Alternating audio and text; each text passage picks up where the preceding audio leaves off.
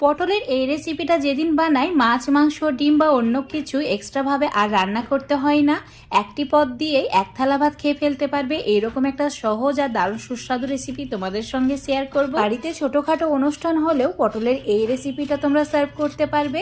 তো আজকের এই রেসিপিটা তৈরি করার জন্য আমি 250 গ্রাম একদম কচি দেখে পটল নিয়েছি।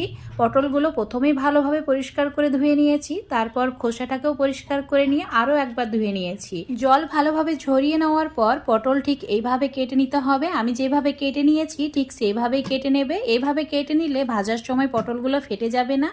তো আমার সব পটলগুলো কেটে নেওয়া হয়ে গেছে। সামান্য পরিমাণে নুন, হলুদ গুঁড়ো আর অ্যাড করে দিচ্ছি কাশ্মীরি লঙ্কার গুঁড়ো। এখানে সমস্ত মশলাই মানে 3টি মশলা একদম অল্প পরিমাণে অ্যাড করতে হবে, তারপর হাত দিয়ে ভালো করে মেখে নিতে হবে। মাখা হয়ে গেলে 5 মিনিটের জন্য এটা রেস্টে রেখে দিতে হবে। ততক্ষণে আমি একটা মশলা তৈরি করে নিচ্ছি। হাফ বাটি জলে